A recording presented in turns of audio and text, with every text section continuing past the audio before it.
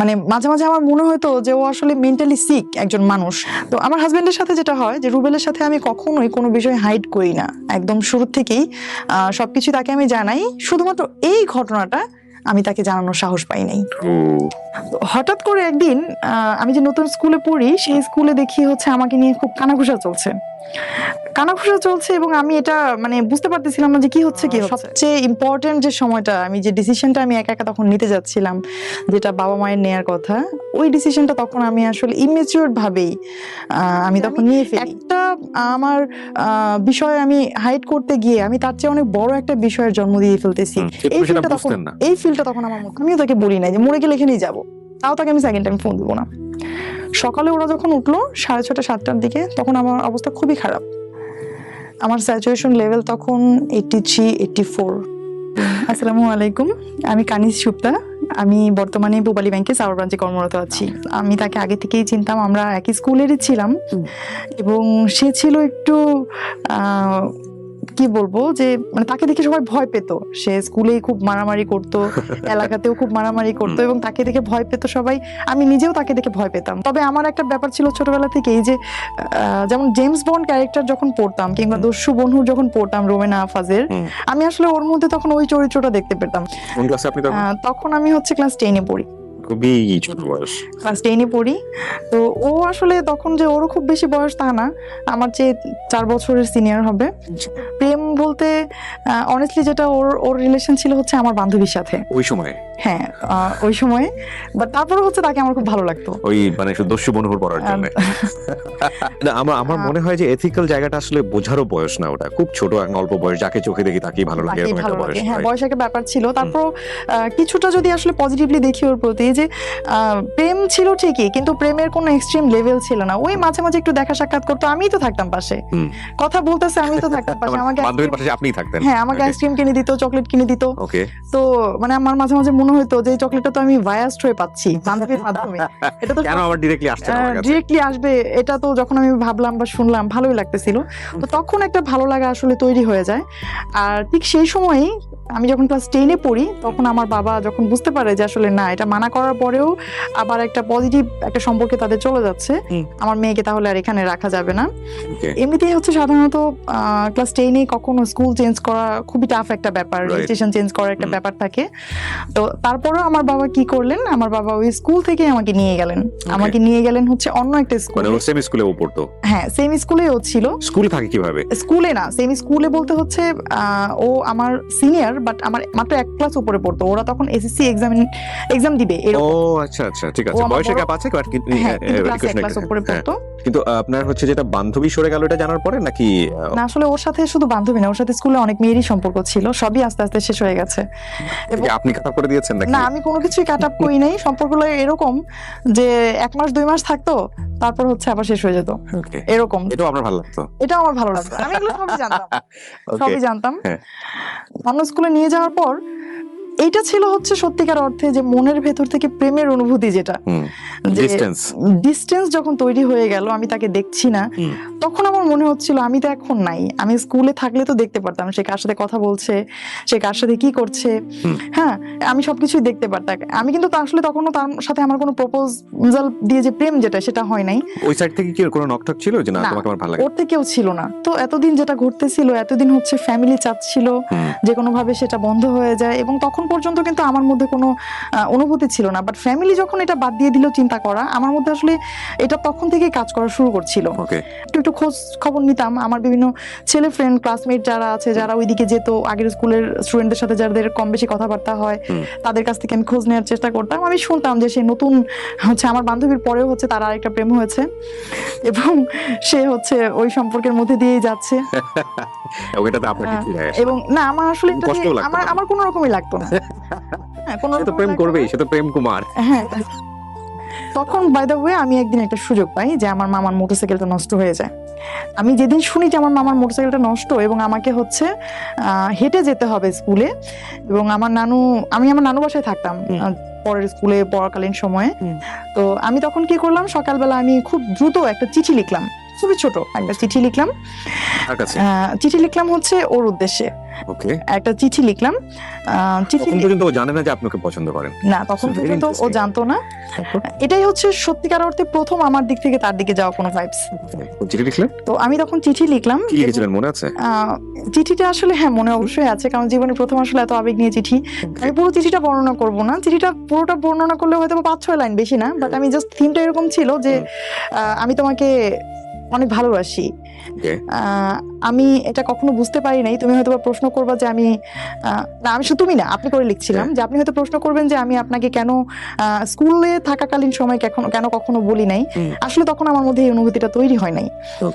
আর আমি জানি আপনি এখন ওই যে মেয়েটার কথা আমি শুনেছি, ওইটার নাম মেনশন করলাম, ওই মেয়েটার ওনার নাম মেনশন করে বললাম যে আমি এখন জানি আপনি ওই আপুর সাথে আপনার একটা অ্যাফেয়ার আছে, আপনি কোনো সমস্যা নাই, আমি জাস্ট আপনাকে জানাইলাম যে আমি আপনাকে ভালোবাসি।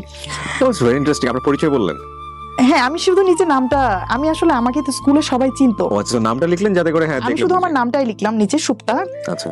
তো বাই দ্য ওয়ে কি হলো, আমি যখন ওই গেট দিয়ে বের হচ্ছিলাম তখনই চিঠিটা আমার ডায়েরি থেকে পায়ের কাছে পড়ে গেছে, এবং ওখানেই বসে আমার মামা মোটরসাইকেল ঠিক করছিল। তো আমি খুবই ভয় পেয়ে গেছিলাম। চিঠিটা আবার আমি উঠালাম, উঠিয়ে আবার মামা জিজ্ঞেস করতেছে কি এটা। তখন আমি হুট করে কি বলবো, মামাকে বলতেছে মামা বুক লিস্ট, নতুন বই কিনতে হবে, বুক লিস্ট। ব্রেন কাজ করেছে ওই সময়। পরে মামা বললো ঠিক আছে, আমাকে এখন তো মোটরসাইকেল নষ্ট, আমাকে বিকেলে দিয়ে দিও, আমি বই নিয়ে আসবো, কি কি লাগবে। তারা আবার সবাই আমার পড়ার খুব যত্ন নিত। তো এই চিঠি দেওয়ার পরে আসলে আমি কেন যেন আমার খুব শান্তি লাগতেছিল। তো আমি এইদিকে ব্যস্ত হয়ে গেলাম, এবং সেই চিঠিটার কোনো রিপ্লাই যে পাবো আদৌ এমন কোনো ভরসা আমার ছিল না। হঠাৎ করে একদিন আমি যে নতুন স্কুলে পড়ি, সেই স্কুলে দেখি হচ্ছে আমাকে নিয়ে খুব কানাঘুষা চলছে, এবং আমি এটা মানে বুঝতে পারতেছিলাম না যে কি হচ্ছে। তখন আমি শুনলাম যে জয়মন্টপ থেকে একটা ছেলে আসছে, গাড়িতে করে আসছে, সাথে তার বন্ধু বান্ধব ছিল, এবং মানে এই স্কুলের হচ্ছে একজন টিচার। সেই টিচারকে সে আমার কথা জিজ্ঞেস করার পর টিচার প্রথমে তথ্য দিতে চায়নি, এই জন্য সে টিচারকে খুব বকাবকি করছে এবং বাজে ভাষা ব্যবহার করছে। আমি যখন এটা শুনেছি, আমি তখন বুঝতে পারলাম যে এটা ও ছাড়া কেউ না, এবং তার এই কাণ্ড কারখানায় আমি মানে খুবই লজ্জিত ছিলাম। কারণ যে টিচারকে সে জিজ্ঞাসা করেছে, স্বাভাবিকভাবে একজন শিক্ষক কখনোই তার ক্লাস 10-এ পড়া একটা স্টুডেন্টের ব্যাপারে বাইরের কারো কাছে তথ্য দিবে না, সে যতই জিজ্ঞাসা করুক না কেন। তো আমি এই সময় হচ্ছে আমার ভালোবাসাটা একদম মানে ব্লার হয়ে গেল, কারণ যে মানুষটা এই ধরনের একটা কাজ করতে পারছে সে তো ভবিষ্যতে আরো খারাপ কিছু করতে পারে। ওর নামটা আমরা জানতে পারি? কোন সমস্যা, নাম ধরে বলেন। ওর নাম হচ্ছে রুবেল, জায়েদ মাহমুদ রুবেল। সেই পরীক্ষার মধ্যেও হচ্ছে আমি খুব ভালো পড়াশোনা করছিলাম। মাঝখানে বাদ সাধলো হচ্ছে ওই যে যার কাছে আমি চিঠি পাঠাইলাম, উনি হচ্ছে আমার জন্য একটা উপহার নিয়ে আসলো। এটা হচ্ছে আমার পরীক্ষা চলছিল, তখন এসএসসি পরীক্ষা চলছিল, সে একটা উপহার নিয়ে আসলো। উপহারটা কেমন, সেটা ছিল একটা বই। তো আমার পরদিন সকালবেলা ছিল হচ্ছে সামাজিক বিজ্ঞান পরীক্ষা। আমি আগের দিন রাতে ট্রেজার আইল্যান্ড বইটার নাম ছিল, ট্রেজার আইল্যান্ড বইটা আমি শেষ করি। ওই বইয়ের মধ্যে কিছু লেখা টেখা ছিল না? না, কিছুই লেখা ছিল না।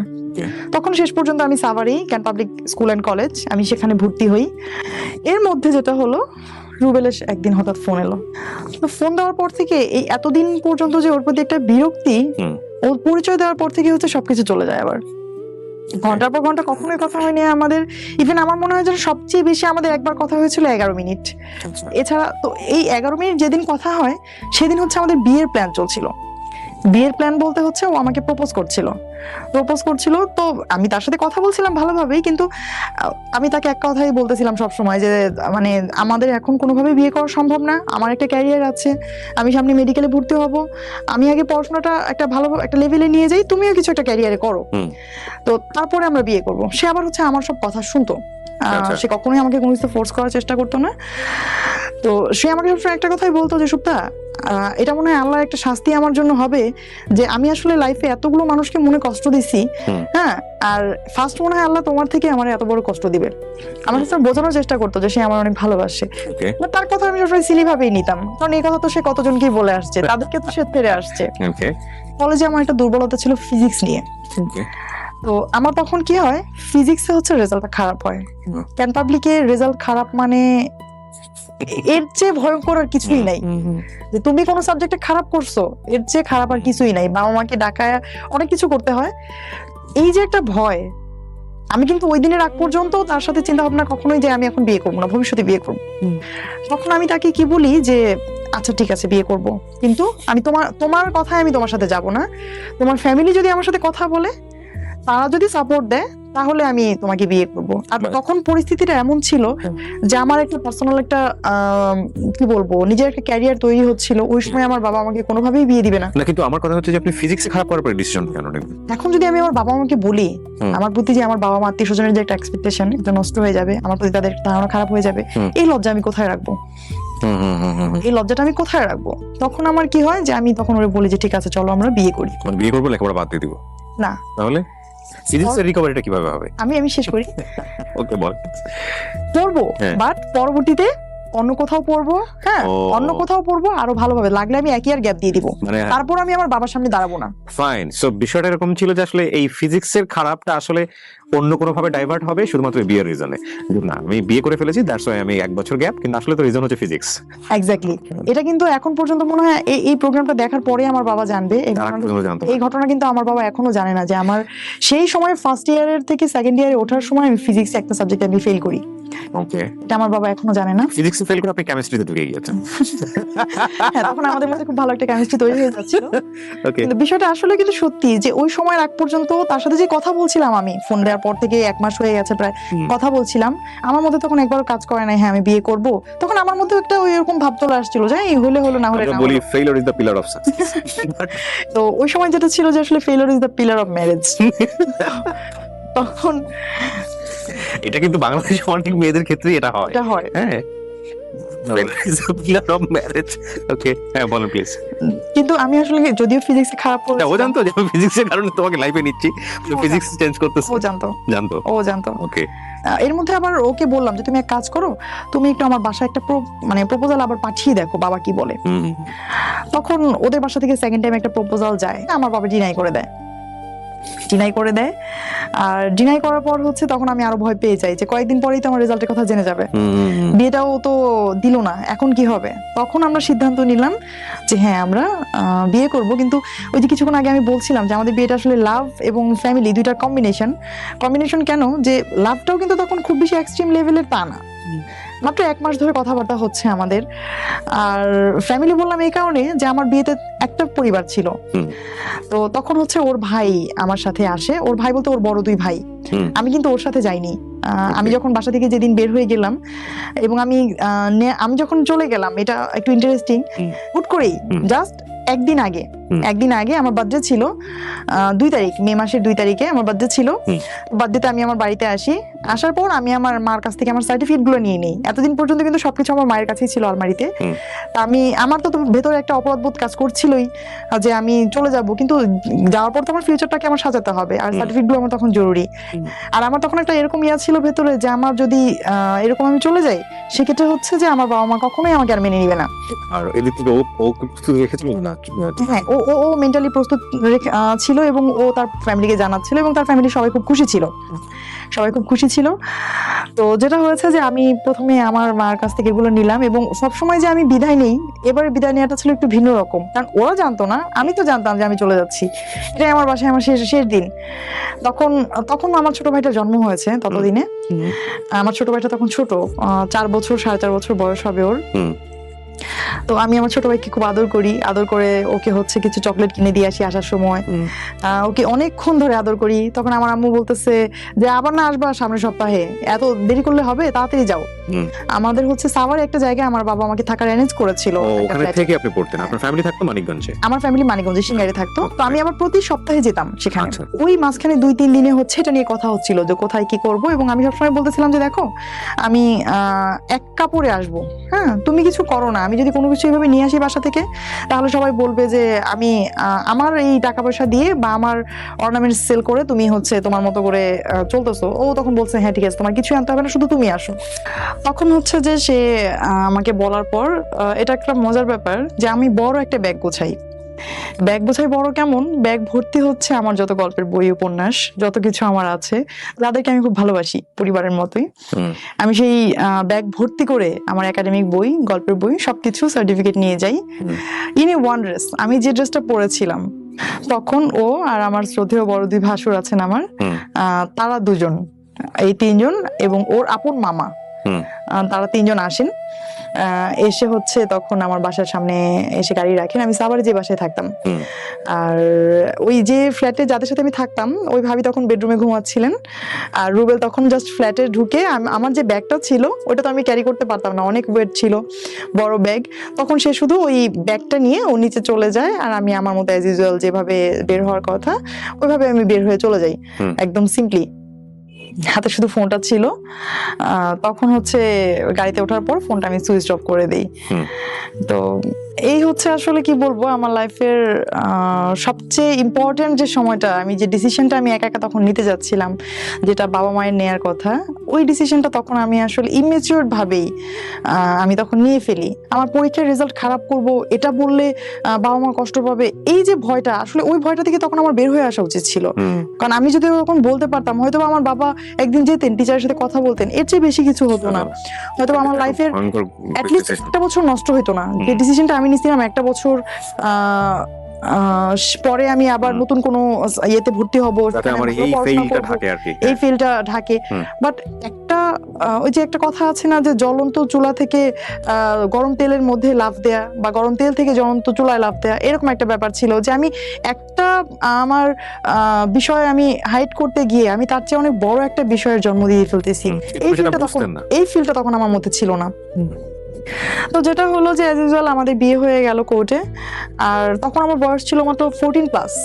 ইন্টারে পড়ছেন আপনি, 14+ হওয়ার কথা না তো? হ্যাঁ, 14+ বললাম এই কারণে যে আমি হচ্ছে যখন স্কুলে ভর্তি হই সেটা ছিল আমার অনলি 3 ইয়ার্স, ক্লাস 1 এ ভর্তি হই যখন আমি। ও, সার্টিফিকেটও কি আপনার 14+ই ছিল? হ্যাঁ, সার্টিফিকেট আমার 14+ ছিল। আমাকে দেখে কেউ বুঝতো না, কারণ ছোটবেলা থেকে আমি একটু ওভাল কি ছিলাম, লম্বা ছিলাম, বুঝতো না। আর আমার ভাসুর আবার আরেকটা কাজ করেছিলেন, উনি একটা এফিডেভিট করেছিলেন আমার এইজের, যেটা হচ্ছে বয়স বাড়িয়ে, এবং 24 ছিল তখন এইজে, সেটা ইয়াতে ওই এফিডেভিট অনুসারে। তখন আমাকে তখন খোঁজাখুঁজি চলছিল। আমি অলরেডি কিন্তু ওদের বাসায়, যে আমি কোর্ট থেকে অলরেডি বিয়ে করে চলে এসেছি, খোঁজাখুঁজি চলছিল, এবং আমি তো খুব ভয় পেয়ে গেছি। তারা আমার সাথে যতই যোগাযোগ করতে চেষ্টা করছিল, আমি কারোর সাথে কথা বলবো না, ফোনে আমি কারোর সাথে কথা বলবো না, যা কথা বলার তোমরা বলো। আমার হাজবেন্ডকে বলছিলাম যে যা কথা বলার তোমরা বলো, আমি কোনো কথা বলবো না। আমি কথা বললে তো আমাকে জিজ্ঞাসা করবে, যে এরকম কিছু করার আগে তো একবার বলতে পারতাম। তো তাদের সাথে হচ্ছে আমাদের ওই ঘটনার পর থেকে বাবা মার সাথে প্রায় 6 মান্থ আমার কোনো কথাবার্তা কোনো কিছুই হয় নাই, এবং আমার শ্বশুরবাড়িতেই হচ্ছে আমি ধীরে ধীরে অ্যাডজাস্টমেন্টে চলে যাই। আচ্ছা। এবং এরপর ফার্স্ট অবস্ট্রাগলটা যেখানে আসে, যাদেরকে আমি ডিপেন্ড করে আমি ওই বাড়িতে যাই, আমার ভাসুরা যারা আছেন তারা হ্যাপি যে ছোট ভাই বিয়ে করেছে, বউ পেয়েছি, এই পর্যন্তই তাদের দায়িত্ব। বাট আমার ফিউচার, আমার ক্যারিয়ার তৈরি কিন্তু তাদের দায়িত্বের মধ্যে পড়ে না। ট্রু। স্বাভাবিকভাবেই তারা কোনো কিছু না করলেও তাদেরকে ফোর্স করতে পারবো না। এদিকে তখন রুবেলও তো হচ্ছে কোনো আয় করতো না, স্বাভাবিকভাবেই একটা তখন দেখা যাচ্ছে খুব ছোট যদি কোনো নিডও হতো, যে 50 টাকা 100 টাকা নিডের কথা হলেও হচ্ছে কাউকে না কাউকে বলতে হতো যে এই জিনিসটা আমার লাগবে। তো এই জিনিসটা খুব আমার ভেতরে কাজ করতো, যে আমার নিজেকে খুব ছোট মনে হতো, যে কারণ এইরকম সিচুয়েশনে তো কখনো পড়ি নাই। ফার্স্ট টাইম ইউ রিয়ালাইজ না, রিয়েল লাইফটা রিয়ালাইজ করতেছেন। তখন হচ্ছে প্রথম আমার মনে হলো যে না, আসলে তো এটা খুব জরুরি ছিল যে একটা কিছু করে একটা ফিনান্সিয়াল সাপোর্ট তৈরি করে বিয়েটা করা। ফার্স্ট ধাক্কাটা আসে হচ্ছে আমার পড়াশোনা নতুন করে শুরু করায়, কলেজ চেঞ্জ। যে আমাকে তো ওই কলেজে তো আমি আসলে নতুন করে পড়ার কোনো সুযোগ ছিল না, কারণ আপনি তো জানেন ক্যান পাবলিকে হচ্ছে ম্যারিড হলে হচ্ছে খুব টাফ। আর আমি যেহেতু আনম্যারিড অবস্থায় ভর্তি হয়েছিলাম, তারপর আমি পড়াশোনা করতে পারতাম হাইড করে, যদি হচ্ছে আমার ওই ফিলটা না আসতো। এখন তো হচ্ছে আমার হাজবেন্ডকে আমি শো করতে পারবো না আমি যদি আনম্যারিড হয়ে ওখানে পড়াশোনা করতে যাই, আর বাবা মার সাথে তো কোনো সম্পর্কই নাই, সুতরাং আমি তো ক্যান পাবলিকে পড়তে পারবো না। তখন এনিহাউ আমি নতুন একটা কলেজে ভর্তির সিদ্ধান্ত নেই। সিদ্ধান্ত নেওয়ার পর তখন কলেজে ভর্তিতে আসলে খুব বেশি টাকা লাগতো না, বর্তমান সময়ের পরিপ্রেক্ষিতে খুব বেশি টাকা লাগতো না। বাট ওই টাকাটাই তখন ওই মুহূর্তে আমার জন্য খুব টাফ হয়ে গিয়েছিল, যে টাকাটা আমাকে কে দিবে। তখন হচ্ছে আমার ভাসুরদেরকে হচ্ছে আমার হাজবেন্ড বোঝায় যে ঠিক আছে, অ্যাটলিস্ট ওকে ইন্টারমিডিয়েট পর্যন্ত পড়াও, ইন্টারমিডিয়েটটা পাস করুক, তারপরে দরকার হলেও একটা প্রাইমারিতে ঢুকে যাবে বা কোথাও ঢুকে যাবে। তো তখন পর্যন্ত আমার ভাসুররা ওই হ্যাঁ নার মধ্যেই ছিল, যে পড়বে কি পড়বে না। আসলে গ্রামে একান্নবর্তী পরিবার, তারা চায় একটা বউ, তারা তো কলেজের ছাত্রী চায় না। তো এটা খুব স্বাভাবিক যে তাদের দরকার বউ, তো বউ পড়াশোনা করবে, এটা আসলে তাদের জন্য খুব অনেক দূরের চিন্তা। আর এটা আমাদের গ্রামে কখনো হয়ও না যে একটা বাড়ির বউ পড়াশোনা করে, কারণ মেয়েরাই পড়াশোনা করে না কেউ ভালোভাবে ওই সময়। এই জায়গাটা থেকে হচ্ছে আমার আশেপাশে পরিচিত যারা ছিল, এক কথাই আমি যাদের কাছে মধ্যমণি হয়েছিলাম একটা সময়, আত্মীয় স্বজন পাড়া প্রতিবেশী সবাই হচ্ছে তখন আমার হাজবেন্ড সম্পর্কে কিছু ব্যাড কমেন্টস করতো হচ্ছে যে ওদের সম্পর্কটা থাকবে না এবং ওই ছেলের সাথে কোনোভাবেই ও অ্যাডজাস্ট করতে পারবে না এবং তার ক্যারিয়ারটা শেষ হয়ে গেল, এই ধরনের বিভিন্ন কথাবার্তা বলতো, যেটা হচ্ছে ওকে খুব কষ্ট দিত। বাট আমার অভিজ্ঞতাটা তখন ধীরে ধীরে চেঞ্জ হচ্ছিল। এরকম যে প্রেমিক হিসেবে সে যতটুকু খারাপ, একজন হাজবেন্ড হিসেবে সে তার চেয়ে শতগুণ ভালো। আপনার মনে ফিল, এবং আমার আস্তে আস্তে তখন ফিলিংটা আমার এরকম হচ্ছিল, এটা ও প্রুফ করার চেষ্টা করছিল একদম ইনস্ট্যান্ট। আমাদের বিয়ের দিন থেকে আমি যেটা দেখেছি, সে হচ্ছে টোটালি চেঞ্জ একজন মানুষ। আমি আগে যাকে চিনতাম এই রুবেল সেই রুবেল না। যে আমার শ্বশুরবাড়িতে হচ্ছে অনেক বড় উঠান ছিল এবং তখন পর্যন্ত কোনো কাজের লোক ছিল না, আর ওই কাজগুলো হচ্ছে বাড়িতেই যারা ফ্যামিলি মেম্বার তাদেরকেই করতে হতো। তো এটা হচ্ছে আমার বাড়িতে প্রায় 24 জন ফ্যামিলি মেম্বার ছিল ওই সময় আমার শ্বশুর বাড়িতে, এবং এদের যে রান্না বাড়ার একটা ব্যাপার, এদের খাবারের পর হচ্ছে থালাবাটি ধোয়ার একটা ব্যাপার, এগুলো কিন্তু অনেক বড় প্রেশারের একটা বিষয় এবং এগুলো সব নিজেরাই করতে হতো। ওই সময় কিছুদিন কাজের লোক ছিল না। তো যেটা হয়েছে যে এগুলো করতে গেলে তো স্বাভাবিকভাবে আমার পড়াশোনা হবে না। তখন কি ও পড়াশোনা মোটামুটি কি বন্ধ করে দিয়েছে? একদম ও পড়াশোনা বন্ধ করে দিয়েছে। ইন্টার থাকতেই মোটামুটি ড্রপ করে ফেললো নাকি? না, এসএসসি পরেই ও আর পড়াশোনা করতে পারেনি আমার জন্যই। তাহলে চিন্তা করে দেখেন, এখানে একটা ভয়ঙ্কর রকমের ডাইমেনশন আছে। সেটা হলো যে সে এসএসসির পরে পড়েনি, এরকম একটা সময় সে বিয়ে করেছে। এই বাসাতে পড়াশোনার কালচারটা মেয়েদের ক্ষেত্রে সাধারণত বাংলাদেশের সামাজিকতা যেরকম হয় গ্রাম বাংলাতে ওরকমই, যে বাড়ির বউ এত পড়াশোনা করে কি করবে। আবার এখানে আরেকটা কমপ্লেক্সিটি গ্রো করার একটা ব্যাপার আছে, সেটা হচ্ছে হাজবেন্ড এসএসসি পড়ার পড়াশোনা করছে না, মেয়ে তখন ইন্টারমিডিয়েটে পড়ছে, এবং তাকে আবার ইকোনমিকের একটা ব্যাপার স্যাপার আছে যে সে যে সায়েন্সে পড়তো, সে সায়েন্সের সাবজেক্টগুলো প্রাইভেট পড়াতে পারবে না। সো পড়াশোনা বন্ধ হয়ে যাওয়ার জন্য যতগুলো রাস্তা ওপেন থাকার দরকার, এখানে সবকিছু ওপেন আছে। কিন্তু ঘটনা কি ঘটেছে সেটা খুব ইন্টারেস্টিং, এবং আপনার কিছুটা বুঝতেই পারছেন, কারণ উনি এখন পূবালী ব্যাংকে আছে, তার মানে উনি নিশ্চয়ই পড়াশোনা করেছে। গল্প আমাদের শেখানো না, গল্প আরো অন্য জায়গাতে, একটু মনোযোগ দিয়ে শুনতে হবে। বলেন। এবং বিয়ের পরে যে ফিনান্সিয়ালি ক্রাইসিসটা চলে আসে, তখন এমন একটা পর্যায়ে চলে আসে যে হয় হচ্ছে ওর এসএসসি পরীক্ষার এক্সামগুলোতে অ্যাটেন্ড করার জন্য টাকা জমা দিতে হবে, অথবা আমার কলেজে ভর্তি হতে হবে। এখন সে বলে যে দেখো, আমি তো ভালো স্টুডেন্ট না বেশি, আমি হয়তো পড়াশোনা করব কোনো রকম, আমার পড়াশোনাটা চলতে থাকবে, তুমি তো ভালো স্টুডেন্ট, তুমি তোমার পড়াশোনাটা চালায় যাও। তখন সে আমার জন্য এই স্যাক্রিফাইসটা করে যে সে পড়াশোনা না করে সে আমার জন্য পড়াশোনার একটা অপরচুনিটি তৈরি করে দেয়। অথচ সে কিন্তু এটা বলতে পারতো, বা আমিও তাকে বলেছিলাম যে কাজ করো, যে তুমি এসএসসিটা করো, আমি দরকার হয় একটা বছর আমি ওয়েস্ট করি, একসাথে আমরা কলেজে ভর্তি হব, ততদিন একটা ফিনান্সিয়ালি একটা সাপোর্ট আসতে পারে, এরকম প্রপোজ আমি তাকে করেছিলাম। বাট সে আমাকে বলছে না, আমি চাই না তোমার লাইফের সময় নষ্ট হোক, সে আমাকে এরকম বলতো। তো আমার হাজবেন্ড যেটা করতো, আমার যাতে কোনো ঝামেলা না হয় এবং আমাকে যেন কেউ পড়াশোনার জন্য বলতে না পারে যে ও কলেজে গেছে, এজন্য হচ্ছে আমরা বাড়িতে এই কাজটা হয় নাই। ও কি করতো, অন্ধকার থাকতে ফজরের আজানের আগে যখন কেউ উঠতো না, তখন উঠে সে হচ্ছে ওই উঠানটা ঝাড়ু দিত, পুরো উঠানটা। আমার হাজবেন্ড যে হচ্ছে সারা জীবন স্কুলে মেয়েদের পিছনে ঘুরেছে, যে হচ্ছে স্টেজে গান গেয়েছে, হ্যাঁ মারামারি করেছে, মানুষ তাকে দেখে ভয় পেত, সে এইরকম কাজ করতো আমার জন্য, যে কেউ দেখার আগে, যখন কেউ না দেখতো তখন হচ্ছে সে পুরো উঠানটা ঝাড়ু দিত। এবং সেই উঠানটাও কিন্তু অনেক বড়, প্রায় 45% জায়গার উপর আমাদের বাড়ি, চতুর্দিকে দোতলা এবং মাঝখানে অনেক বড় উঠান, এবং সেই উঠানটা অনেক বড়। এক কথাই সেই উঠানটা অনেকে বুঝবে না, 1 বিঘার প্রায় 1.5 বিঘার কাছাকাছি। এই উঠানটা ঝাড়ু দিতেও প্রায় 25 থেকে 30 মিনিট লেগে যায় স্পিডে ঝাড়ু দিলেও। তো সেই কাজটা আসলে অনেকটা স্কুলের মতোই দেখতে, চতুর্দিক থেকে দোতলা, হ্যাঁ চতুর্দিকে একদম, এবং ডিজাইনটা অনেকটা স্কুলের মতোই, যে কোনো রুমের সাথেই কোনো অ্যাটাচড বাথরুম নাই, একদম প্রত্যেকটা লাইনের শেষে হচ্ছে ওয়াশরুম, পুরোনো আমলে জমিদার বাড়ির মতো একদম। তো ওদের কিন্তু ফ্যামিলি ওয়েলদি ছিল, 1.5 বিঘা জমির উপর বাড়ি হলে ওয়েলদি হওয়ার কথা গ্রাম অঞ্চলে। কিন্তু ও হচ্ছে স্যাক্রিফাইস গুলো করতো, কারণ হচ্ছে ওর পার্সোনাল কোনো ইনকাম ছিল না, এটা ওর মধ্যে খুব কাজ করতো যে এটা নিয়ে যেন কেউ কিছু কখনো বলতে না পারে। তো সে যখন ওই উঠানটা ঝাড়ু দিত, এমনও হয়েছে কখনো যে আমি ঘুমিয়ে আছি, আমি জানি না সে যে উঠান ঝাড়ু দিচ্ছে, আমি জানি না। তো সে হচ্ছে এগুলো করতো, করে সকালে যদি কেউ জিজ্ঞেস করতো কে করছে, বলতো যে সুপ্তা কলেজে যাওয়ার আগে এগুলো সব শেষ করে গেছে। ওই যে বললাম যে আমি যখন স্কুলে ওকে চিনতাম যে সময়টাতে, সে সময়টাতে ছিল হিরোর মতো, কল্পনায় হিরোর মতো, তার স্টাইল ছিল অন্যরকম। হিরো এখন বাসন মাজছে, তার হিরো এখন গান ঝাড়ু দিচ্ছে। C this is a chance. এবং এগুলো কিন্তু সংসার জীবনে খুবই গুরুত্বপূর্ণ। কেন বলছি, একটু সামনের দিকে যখন আমরা যাবো তখন বুঝবো আর কি। জি প্লিজ। কলেজে আসতে হচ্ছে মানিকগঞ্জ থেকে সাভারে জার্নি করে। আমি তখন কনসিভ করেছি। আর ওই সময়টাতেই হচ্ছে জার্নিতে একটা প্রবলেম ছিল। আমাদের সিঙ্গার রোডে যারা মানিকগঞ্জবাসী যারা, তারা জানেন যে আমাদের সিঙ্গারের যে রোডটা, এটা কি পরিমাণ ভাঙা ছিল যে পুরো গাড়িটা একটা ভাইব্রেশন মুডে। আমি তখন হচ্ছে কলেজে আসতাম প্রতিদিন। তখন সে একটা সময় তার ব্যবসার পাশাপাশি সে কি করলো, সে একটা বাইক নিল। সে হচ্ছে আমাকে, এটা আমার জন্যই নেয়া, তার ঠিকমতো পৌঁছে দেওয়ার জন্য। এবং সে বাইকটা নিয়ে শুধুমাত্র হচ্ছে আমাকে কলেজে পৌঁছে দিয়ে সে কলেজের বাইরেই দাঁড়িয়ে থাকতো।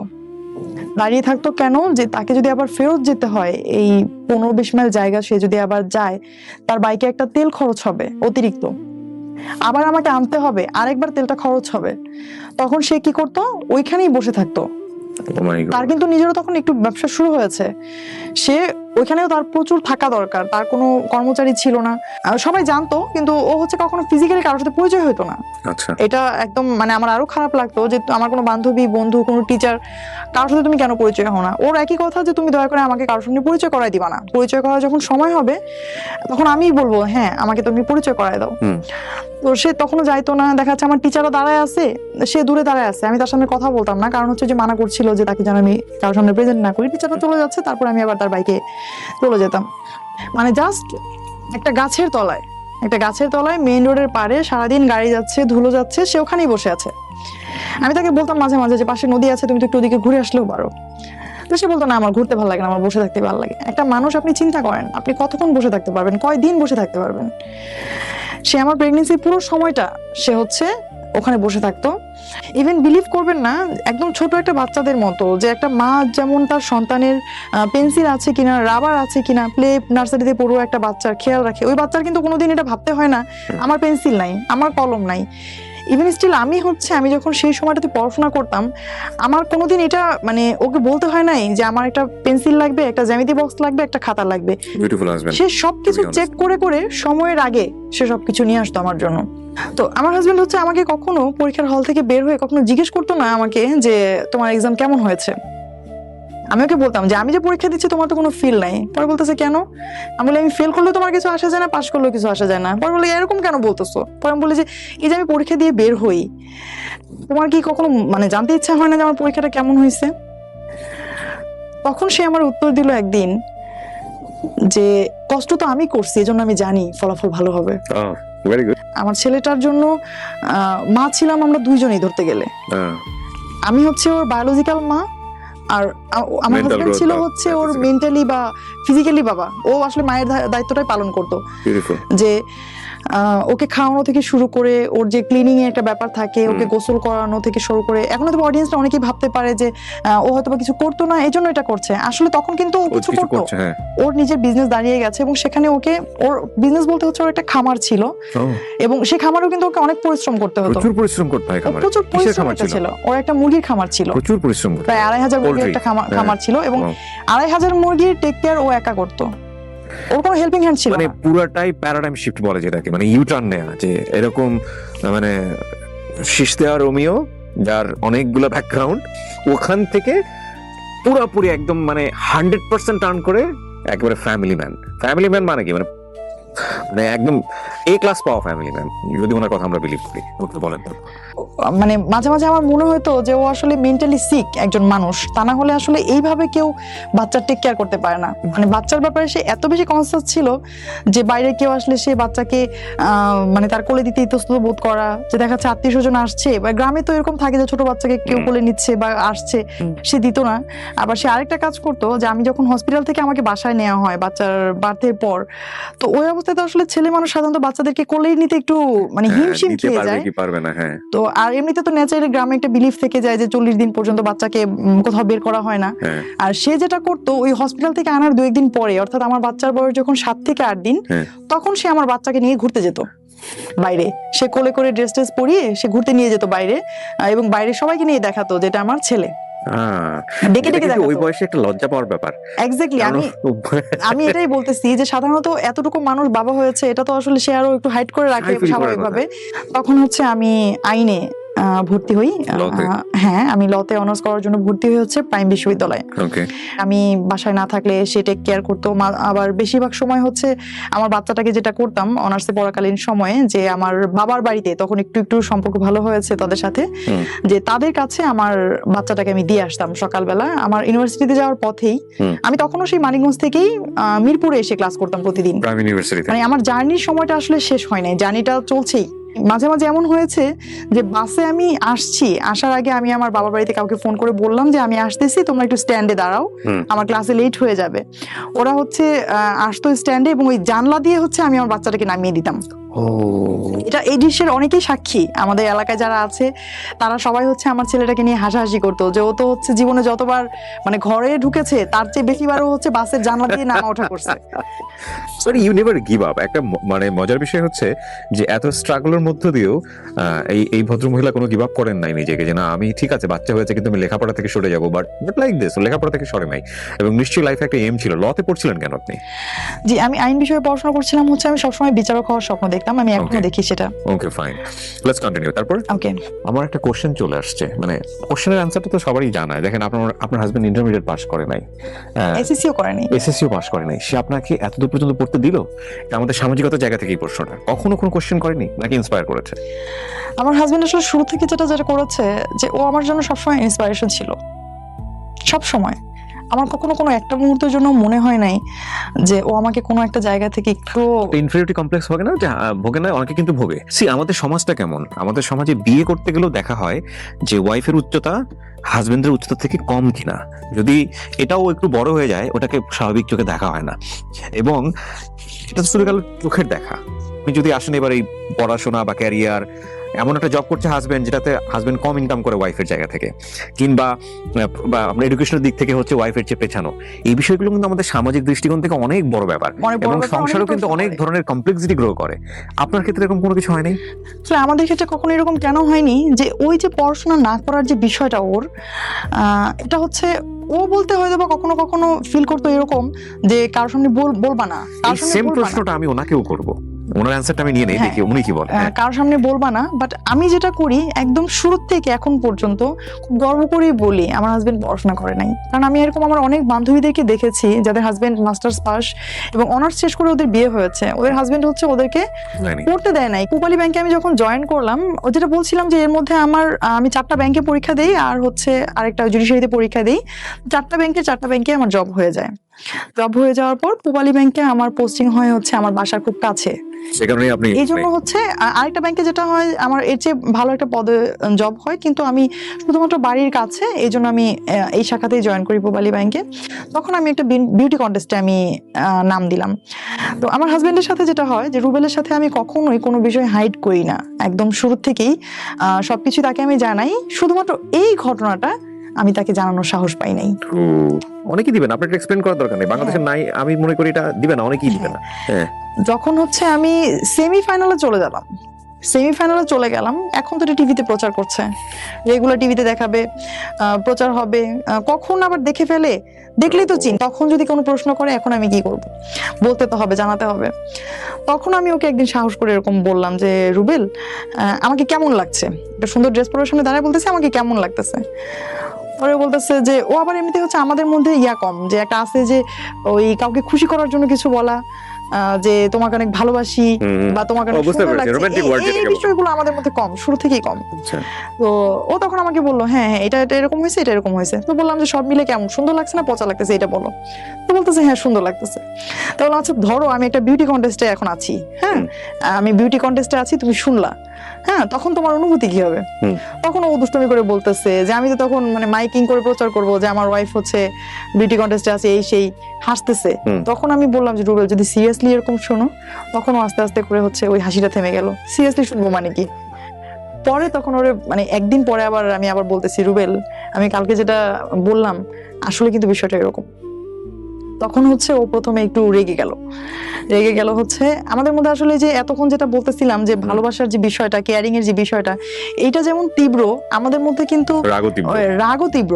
রাগ হচ্ছে আমরা দুজনের সাথেই প্রচন্ড, এবং আমাদের এটা খুব কমন যে প্রতিদিন কমপক্ষে একবার হলেও ঝগড়া হয় যে কোনো বিষয় নিয়ে, এবং ঝগড়াটা এরকম যে ঝগড়া হচ্ছে 10 মিনিট পরে আবার খুব স্বাভাবিকভাবে কথাবার্তা, কিছু হয় নাই।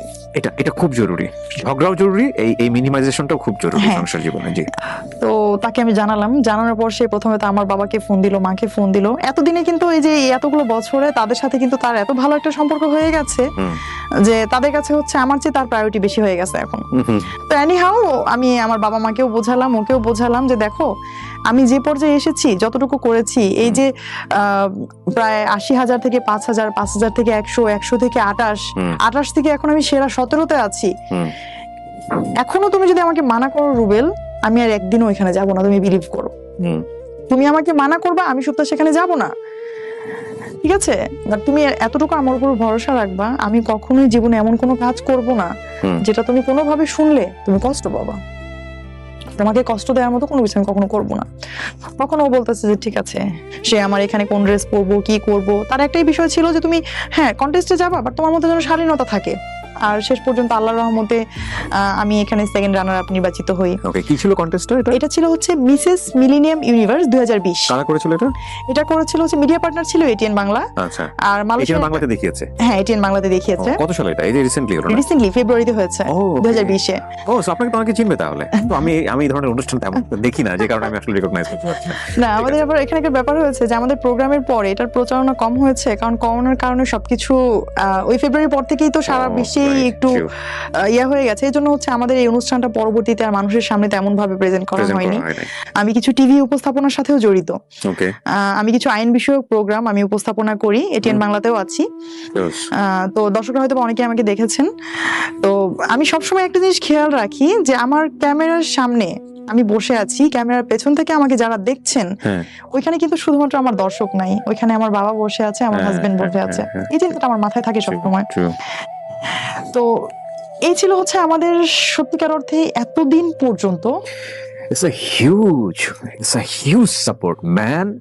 আমি চিন্তা করতে পারি না যে একটা মানুষ যে লেখাপড়া বেশি দূর যেতে পারেনি, সে তার ওয়াইফকে এত বড় সাপোর্ট দিয়ে গেছে, এবং সবচেয়ে এক্সট্রিম লেভেল। বাংলাদেশে উনি যেটা বলছিল যে মিডিয়া সম্পর্কে সাধারণ মানুষের যে conception, that is absolutely true. তো কেউ এরকম একটা কমপ্লেক্স সিচুয়েশন আছে মিডিয়া সম্পর্কে, একটা অবজারভেশন, সেখান পর্যন্ত এই ভদ্রলোক সাপোর্ট দিয়ে গেছে যে ঠিক আছে আমার ওয়াইফ সেখানেও কাজ করবে। Wow, I must salute you sir, first of all. আর গল্পটা আরো বাকি, টুইস্ট আরো সামনে। কেন বলছি সাম্প্রতিক সময় এটা একটা খুবই জরুরি গল্প। এরই মধ্যে লাস্ট রোজাতে আমি অসুস্থ হয়ে যাই, হঠাৎ করে অসুস্থ হয়ে যাই। এটা ছিল হচ্ছে মে মাসের 2য় সপ্তাহ। আমি অসুস্থ হয়ে যাই 2020-এ। অসুস্থ হয়ে যাওয়ার পর আমি প্রথমেই আমি আগেই বলেছি যে আমি কোনো কিছুই আবেগ দিয়ে চিন্তা ভাবনা করার আগে চিন্তা করি হচ্ছে এর সমাধানটা কি। আর বর্তমানে যেহেতু সারা দেশে একটা প্যান্ডেমিক একটা সিচুয়েশন ক্রিয়েট হয়ে গেছে, তো আমি কি করেছি যে আমি সাথে সাথে আমার ডাক্তারের সাথে কনসাল্ট করেছি। তো ডক্টর আমাকে প্রাইমারি কিছু মেডিসিন দিলেন। মেডিসিন দেওয়ার পর হচ্ছে আমি গেলাম টেস্ট করার জন্য। যখন ওই মেডিসিনও কাজ হচ্ছিল না, টেস্ট করার জন্য, তখন আমার যেটা হয়েছে যে আমার তখন ঠান্ডা, সর্দি, যেটা গলা ব্যথা, সিম্পটম থাকা, মাথা ব্যথা, জ্বর, সবকিছুই ছিল এক কথাই। মানে এগুলো কি এমন কোনো কিছু টের পাচ্ছিলেন যেগুলো সাধারণত আগে হয় নাই? গলা ব্যথাটা অনেক বেশি লাগতেছে বা এরকম কোনো কিছু? আমার আবার একটা ব্যাপার হচ্ছে আমার আগে থেকেই রাতে জ্বর আসার একটা প্রবণতা আছে। আচ্ছা। আর একটু ফ্যানের বেশি বাতাসে থাকলে, এসিতে থাকলেই হচ্ছে আমার এরকম হয়। তো এসিতেও 2-1 দিন ঘুমানো হয়েছে রাতে, তো সেজন্য হতে পারে। তো আমি তখন কি করলাম, আমি গেলাম কোভিড টেস্টের জন্য গেলাম। যাওয়ার পর হচ্ছে আমাদের ওখানে ব্যবস্থাপনা খুব সুন্দর ছিল সাভারে। তো আমি যাওয়ার পর আমার টেস্টের রেজাল্ট আসলো নেগেটিভ। এটা হচ্ছে মের 18 তারিখে আমি টেস্ট করি, 19 তারিখে আমার রেজাল্ট আসে নেগেটিভ। তো এর মধ্যে তো আমি মেডিসিন নিচ্ছি, ডক্টরের অ্যাডভাইস অনুসারে মেডিসিন নিচ্ছি। নেওয়ার পর হচ্ছে আমি এদিকে ঈদে আমাদের যেহেতু সাভার থেকে আমাদের বাড়ি যেখানে খুব কাছে, না যাওয়ারও কোনো অজুহাত নাই। তো আমরা ঈদে এই করোনার প্রেক্ষাপটে আমরা গেলাম, ওখানে গেলাম। তো ওখান থেকে যখন আমি ফিরেছি তখন কিন্তু আমার এতদিনের যে সিমটম গুলো করোনার, ওগুলো আমার অলমোস্ট হচ্ছে কেটে গেছে। আর একটা সমস্যা যেটা আছে যে আমার প্রতিটা রাতেই জ্বর আসতো, আর আমি কোনো স্মেল পেতাম না নাকে। এটা আমি অনেকের কাছেই শুনছি এখন যে করোনাতে যারা এফেক্ট হচ্ছে তারা স্মেলটা পাচ্ছে না, স্মেল পেতাম না। আর আমি যেটা করেছি যে আমি আবারও গেলাম টেস্ট করতে, যে আমি যদি এফেক্ট হয়ে থাকি, আমি হয়তো বা আগেটা ফলসও আসতে পারে, বিভিন্ন জায়গায় এরকম শুনছি। তো আমি আবার টেস্ট করতে গেলাম। টেস্ট করতে যাওয়ার পর আমাকে, ওই দিন ছিল ফ্রাইডে, যেদিন আমি টেস্ট করতে যাই ফ্রাইডে ছিল, তো আমাকে ওখান থেকে বলে দিল যে আপনার তো কোনো কিছুই নাই, আপনি অযথা আসছেন একটা কিট নষ্ট করতে, এরকম ভাবে তারা বলছিল যে আপনার তেমন কোনো সিমটম নাই, রাতে সামান্য জ্বর আসে, এটা তো আসলে করোনার কোনো ইয়া না। তো আমি টেস্ট করে বাসায় চলে আসলাম। তারা আমাকে বললো যে যদি হচ্ছে আপনার যদি পজিটিভ হয়, আগামীকাল আপনাকে ফোন দিয়ে জানিয়ে দেওয়া হবে। তার আগে আসলে মেসেজগুলো তেমন আসতো না, আইডিসিআর থেকে আসতো না। তো আমাকে জানাইলো যে আপনাকে ফোন দিয়ে জানিয়ে দেওয়া হবে, আর যদি ফোন না যায় তাহলে আপনি ধরবেন নেগেটিভ। ওকে। তো আমার শুক্র শনি ব্যাংক বন্ধ থাকে, আমি যেহেতু শনিবারে আমার কোনো ফোন আসে নাই, আর আমি এদিকে এই শুক্রবারের পর থেকে আমার জ্বরও আসে নাই, আমি রবিবারে খুব স্বাভাবিকভাবে অফিস করতে যাই, আমার অফিসে সব কলিগদের সাথে আমি অফিস করি। আর সন্ধ্যায় আমি জানতে পারি যে আমার করোনা পজিটিভ। সন্ধ্যায় আমাকে আইডিসিআর থেকে ফার্স্ট একটা মেসেজ দেয়। মেসেজ পাওয়ার পর আমি আমার উপজেলা হেলথ কমপ্লেক্সে আমি যোগাযোগ করি তাদের সাথে। তখন তারা তাদের ইমেল চেক করে দেখেন হ্যাঁ আমি করোনা পজিটিভ। তখন আমার হাজবেন্ড, আমার ছেলের বয়স এখন 10 বছর, আমরা একই রুমে ছিলাম, একই জায়গায় বসা, ফ্লোরে বসেছিলাম। তো আমি মেসেজটা দেখার সাথে সাথেই প্রথমে ওদেরকে জানাই যে আমার তো করোনা হয়েছে। ওই রুমের মধ্যেই ওরা বসা একসাথেই। তো আমি ওকে জানাইলাম যে তোমরা দূরে যাও, আমার করোনা হয়েছে, আমার কাছে কেউ আইসো না। তখন আমার হাজবেন্ড হেসে দিছে যে যদি কিছু হয়তো এতক্ষণই হয়ে যেত, তোমার সাথে তো আমরা কবে থেকেই আছি, এই মুহূর্তে দূরে যাওয়ার কি আছে। তারপর আমার বাচ্চা আসছে আমাকে গলা জড়ায় ধরে কান্না করার জন্য, আমি ওকে সরাই দিচ্ছি যে না বাবা, যতক্ষণ আমি জানতাম না ততক্ষণ জানতাম না, যখন আমি জানি আমার করোনা হয়েছে তখন আমি অবশ্যই আমি চাইবো না তোমরা কেউ আমার কাছে থাকো, যেহেতু আমি সুস্থ, আমি সবকিছু করতে পারছি। তো সাথে সাথে আমি আমার সেপারেট একটা রুমে চলে গেলাম আইসোলেটেড থাকার জন্য। আর আমি আমার ব্রাঞ্চের যে আমাদের ব্রাঞ্চ ম্যানেজার স্যার, আমি তাকে ফোন দিয়ে জানালাম যে স্যার একটা মিস্টেক হয়ে গেছে, আমি তো জানতাম না আমার করোনা, আমি তো আজকে সারাদিন ব্যাংকে ছিলাম। আর আমি যে সেকশনে কাজ করি ব্যাংকে, আমি বিদ্যুৎ বিল সেকশনে কাজ করি, এখানে হচ্ছে প্রতিদিন আমাকে শত শত মানুষকে ডিল করতে হয়। উনি আমাকে সাথে সাথে যেটা করলেন যে আমার ভেতর থেকে যে একটা গিল্টি ফিল হচ্ছিল অফিসে আসার জন্য, উনি সাথে সাথে এটা ইয়া করে দিলেন যে আপনি তো জানতেন না, কেন মন খারাপ করছেন, আপনি শোনেন, আপনি আমাকে এভাবে বলছিল যে কানিজ আপনি মনোবল হারাবেন না, আমরা জানি আপনি স্ট্রং একজন মানুষ, আপনি দ্রুত রিকভার করবেন। তো উনি হচ্ছে সাথে সাথে আমাদের হায়ার অথরিটিজে যারা আছেন তাদেরকেও জানালেন, এবং অফিস থেকেও আমাকে বেশ ভালো সাপোর্ট দিচ্ছিল মেন্টালি। আর বাসায় আমি যেটা করলাম, আমি সাথে সাথেই আলাদা রুমে চলে গেলাম। আমার বাইরে থেকে হচ্ছে আমার হাজবেন্ড, তারপর হচ্ছে আমার বাসায় একজন ভাতিজি আছে আমার, ওরা দুইজনই হচ্ছে আমাকে খুব সাপোর্ট দিত। আর আমার ছেলের সাথে হচ্ছে আমি ভিডিও কলে কথা বলতাম, ওকে আমার রুমের সামনে আমি আসতে অ্যালাউ করতাম না, অন্য রুমে থাকতো, সেখান থেকে ভিডিও কলে আমরা কথা বলতাম। এবং ওরা সবসময় সবাই চাইতো যে আমি যেন খুব হাসি খুশি থাকি। তো আমার হাজবেন্ড বলতো যে না, কোনো কিছুই হবে না, তুমি দরজা লাগানোর প্রয়োজন নেই, তোমার ভিতরে একা খারাপ লাগবে। তো আমি রুমের ভেতরে থাকতাম, ওরা কি করতো জাস্ট রুমের সামনেই বসে থাকতো, আমি যতই মানা করতাম যে দূরে যাও, ও ওখান থেকে যাইতো না। ওই দিন আবার কি হয়েছে, ওই যে আমি যেটা বলছিলাম যে আমাদের প্রায় ঝগড়া হয়, করোনার মধ্যেও সেটা থেমেছিল না। ওই দিন হচ্ছে তার সাথে আমার একটু ঝগড়া হয়েছে ঘুমানোর আগে, এবং তার সাথে জিদ করে আমি আমার রুমে সেদিন মশারি কিছু টানাই নাই, ওইভাবে ঘুমাইছি। এবং এটা সে খুব তার ইয়াতে লাগছে যে আমি কেন এইগুলো করলাম, আমি এমনিতে অসুস্থ, আমি কেন এই জিদটা দেখাইলাম। সে হচ্ছে ফোন দেওয়ার পরে, সে হচ্ছে 3-4 বার ফোন দেওয়ার পর সে একবার উঠে আসছে। উঠে আসার পর আমি তাকে বলছি আমার বুকে অনেক ব্যথা করতেছে রুবেল, আমি কি করব। আমি তখনও জানি না যে এটাই হচ্ছে শ্বাসকষ্টের ইয়া, বলতেছি যে আমার বুকে খুব ব্যথা করতেছে, আমার দম বন্ধ হয়ে আসতেছে, আমি শ্বাস নিতে পারতেছি না। যেন বলতেছে পানি খাও, পানি খেয়ে ঘুমাও, ঠিক হয়ে যাবে। এ কথা বলে ওর আগের সাথে চলে গেছে। ঠিক আছে, এটা একটা ইয়া যে সারা এই যে 4-5 দিন ধরে আমি বাসায় 31 তারিখ থেকে 5 তারিখ পর্যন্ত কয়েকদিন সে কিন্তু ওইখানেই আমার প্রত্যেকটা প্রয়োজন সে সেকেন্ডের আগে হাজির করতো। আমি তাকে বলার পরও হচ্ছে সে চলে গেল।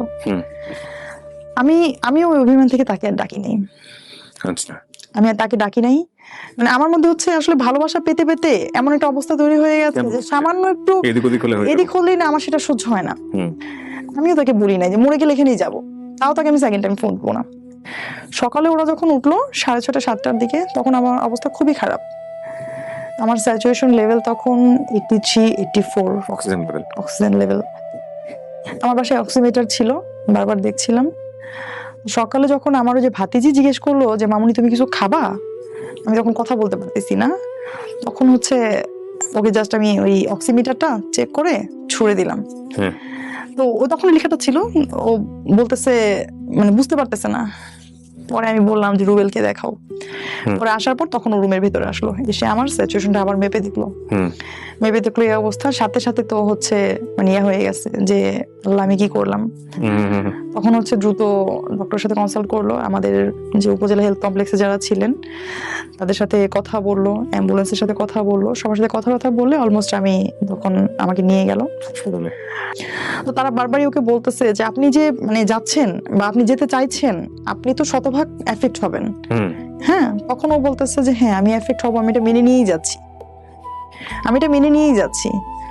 তখন হচ্ছে সে আমার সাথে হসপিটালের উদ্দেশ্যে গেল এবং কুর্মিটোলা জেনারেল হসপিটালে আমি অ্যাডমিট হই। আমার ছেলেটা তখন আমার ওই ভাতিজির কাছে, ও তো অঝোর কান্না করছিল। শুরুতে এরকম সিচুয়েশন ছিল যে আমাকে হসপিটালে পৌঁছে দিয়ে আমার হাজবেন্ড বাসায় চলে যাবে।